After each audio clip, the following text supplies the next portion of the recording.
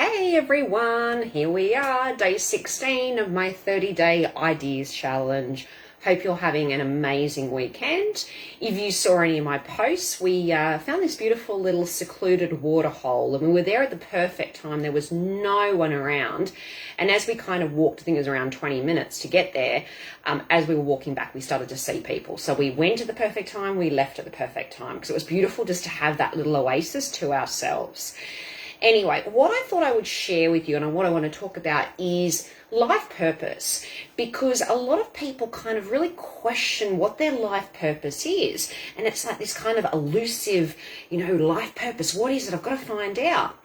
And, we know it can kind of change and evolve and grow as we do, but there is some kind of things that you can start to look at in order to really guide you in terms of things like, first of all, just a line of questioning. I remember years ago when I saw Dr. Demartini here when he was over in Sydney, and I remember that was one of the things that he said, the quality of your life is in the quality of your questions.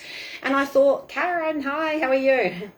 So we're just talking about life purpose here, and I was basically just saying that when Dr. Demartini was over in Sydney many years ago, that was what he was saying in one of his, conferences, that the quality of your life is in the quality of your questioning. And I really do believe that. And when it comes to something to, like, for instance, life purpose, you can really start, questioning and having a bit of an inquiry process. Things like, well, what lights you up? So, when you really start thinking about what is it that lights you up, you can start thinking, okay, maybe it's, animals, or maybe it's, health and fitness, maybe it's beauty, maybe it's self-help and, personal growth, maybe it's, the legal system, whatever it might be. And then it's like, what do you love doing? So a lot of these things are kind of related. So, what is it that you love doing? Like maybe it's like you absolutely love making things. You love cooking. Maybe you love, going and watching the children swimming, who knows? And then, think about what, who is it that you love doing it for? And the reason why this is always a great question is because some people will say, I really like, my heart's with kids. And I remember it was funny, like when I was working in a pharmacy, this is many years ago, there was a lady there, and, her heart was, she loved children. So whenever anyone came into the pharmacy, it was like, that was a child, like anyone I'd say under 8, she'd be all over them and absolutely loved children. And then it was interesting, my mum absolutely is always, even since I was a child, she's loved and had a real affinity with working with the elderly. So, she would do Meals on Wheels when we were very young children, would be, taking, meals to the elderly. And then in later life, she ended up working, in aged care. I mean, she's retired now, but, she loved doing that. So it's kind of like really thinking about it. And some people will say, I really just love the environment. I really, I want to do it for the environment, or I want to do it for animals. And then, of course, you can start thinking about on a practical level, okay, well, what am I actually qualified in? What am I certified in? Because also, that can be important. And then, then also thinking about, well, if you're sort of, say, I don't know, qualified as an accountant, but you really love interior decorating, it's like, well, do you need to do more certifications in that? Maybe can you work part-time in like a Freedom Furniture or something where they have the home decorating service? And then start thinking about, well, what experience do you have? Because as we know, we all have experience in different fields, different vocations, different functions, different industries. And, that can also be quite relevant, even though you don't necessarily have a qualification in it. Experience is great. And then I'd sort of say, well, look at, what has been some of the greatest challenges, the greatest struggles, the greatest, obstacles that you've had along the way. And, thinking about all of that, like what have you overcome? So, sometimes I was listening to a webinar earlier, and this is like, when I say earlier, maybe an hour ago, because as you know, I was out during the day, but getting some downtime and the beautiful, water element and things like that. But I was listening to this woman, and she was talking about she struggled with eating disorders for many, many years, and a lot of self-hatred, a lot of, perfectionism tendencies and, need to control and things like that. But she's overcome it, and now she works with women all around the world. Or people will say, well, I overcame, a background in, my family was always broke, or, there was always that tendency to, for money to always be going out, and they overcome it. And now they help people with, prosperity consciousness or whatever. And then also, thinking about things like what is it that you can get lost in for hours on end? So, for me, I love learning, I love research, I love sort of, intimate conversations in that, holding that space. I love one-to-ones. So it's like, what can you literally get lost in for hours? And also, when you have spare time, what is it that you go and do? So, sometimes people will literally, it's like their job is a particular function, but then in their spare time, they're always, like maybe making cakes or, they're going and always volunteering for, at a shelter where there's, like cats or something, But it's like, okay, so what is it that you love doing in your spare time? So you can start seeing all of these things. And if you were literally just, because sometimes we know these things, but it's like we're not actually kind of writing it down, putting it all out there.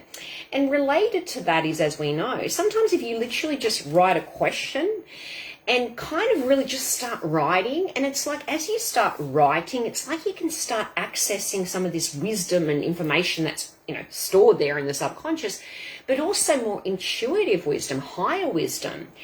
And, it's like, as they say these days, there's so much clutter. And that's why, so more and more people are having these digital detoxes where they're kind of, taking time out from social media. Maybe it's a weekend, maybe it's a week if, your business isn't online. And maybe if it is, you still need to do it. And then they might do a physical detox as well, because it's like if you've got so much clutter going on internally, externally, in your energy field, in your body, your intuitive muscle and what's coming through might not be that clear. So, sometimes that's important too, to be looking at that piece of it. And then, of course, now there's these great modalities out there. So, human design is a big one that a lot of people are getting into, working out what their type is. It's looking at your unique strategy, your psychology, some of the strategies, and, when you can really start living in your true self as your true self.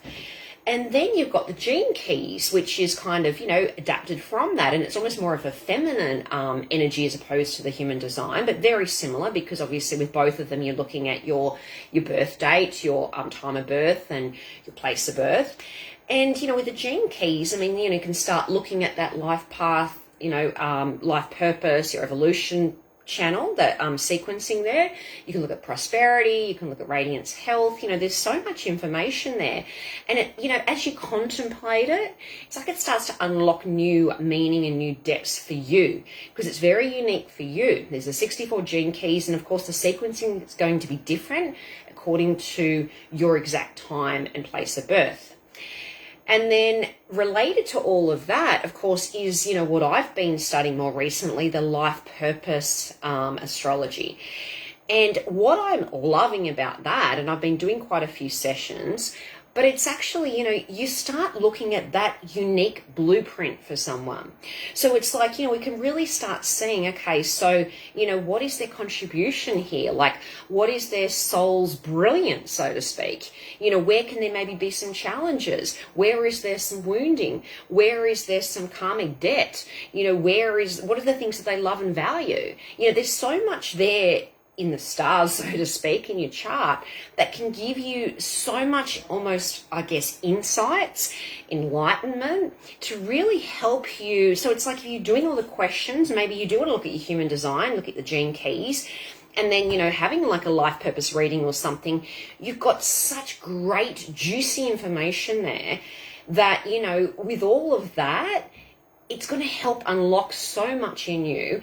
And you'll start finding, once you get excited about that, once you've got more clarity, once you actually have the focus, once you make the commitment, it's like the momentum, the energy starts to support that. And you'll find that you start, moving more in that direction naturally even. So anyway, just some food for thought. But as I said, it's something that a lot of us do kind of, wonder. We do want to know what our life purpose is. We do want to know why we're here. So, there's some questions to think about. There's a few different modalities and, tools and, your blueprint to actually have a look at. And, all the best with it. So, anyway, have a great rest of the weekend, and I will see you tomorrow with day 17. Bye.